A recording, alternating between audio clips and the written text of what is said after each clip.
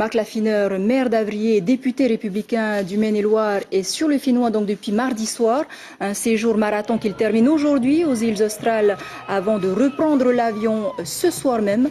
En charge des finances des départements et territoires d'outre-mer, il est justement venu évaluer l'efficacité du budget versé à la Polynésie française par l'État. En 6 jours, il a rencontré le haut-commissaire, les autorités et les institutions du pays. Marc Laffineur est avec nous. Vous Bonsoir. arrivez donc des Australes, bonsoir. Alors, un petit bilan tout d'abord de ces 6 jours.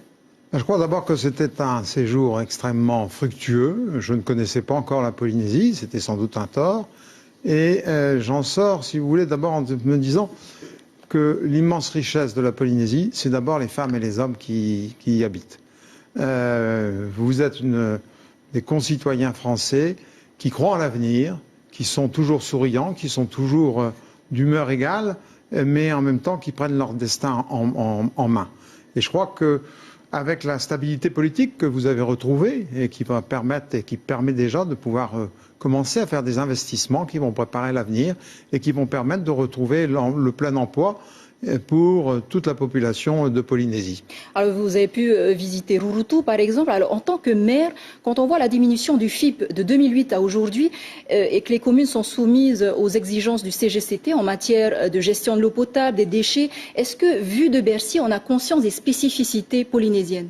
Je crois que, vous savez, moi je suis venu justement en tant qu'homme politique et en tant que député de la Commission des finances, évaluer, voir ce qui marchait, ce que voulaient les Polynésiens. C'était ça aussi, c'était de pouvoir voir sur le terrain quelles sont les réalisations. Aujourd'hui, j'étais à Tubaï, j'étais à Rurutu, et j'ai vu des réalisations, des maires qui se battent, des maires qui se préparent l'avenir. Nous avons inauguré cet après-midi, la première pierre d'un centre sportif, aussi la première pierre de la réalisation de l'aménagement de l'eau potable.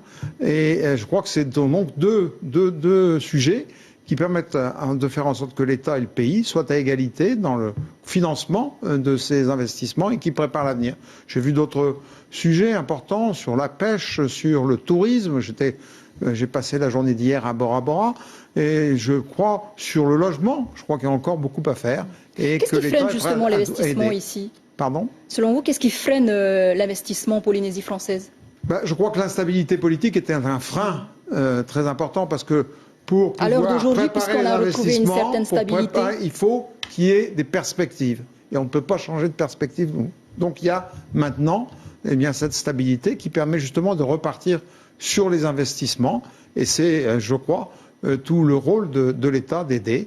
La défiscalisation est aussi un moyen d'aider aux investissements sur ce territoire. Je crois que la France... Justement, la défiscalisation doit être pérennisée. Pourquoi ?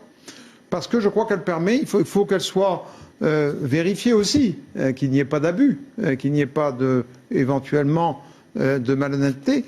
Mais c'est un moyen d'aider, par exemple, sur la pêche, de pouvoir moderniser la flotte de pêche. C'est, par exemple, sur le logement, de pouvoir aider le logement social, mais aussi le logement privé. Et on sait qu'il y a 5000 demandes actuellement en Polynésie qui ne sont pas données aux Polynésiens. Donc je crois qu'il y a beaucoup à faire là-dessus. Il y a aussi sur l'agriculture. J'ai été frappé de voir que 60% de l'alimentation des Polynésiens vient de l'extérieur. Eh bien, je crois qu'il y a des possibilités là aussi de pouvoir aider pour pouvoir aussi donner satisfaction aux Polynésiens, mais leur donner aussi du travail. Marc Laffineur, merci beaucoup d'avoir accepté notre invitation. Je rappelle que vous êtes maire d'Avrier et député républicain du Maine-et-Loire.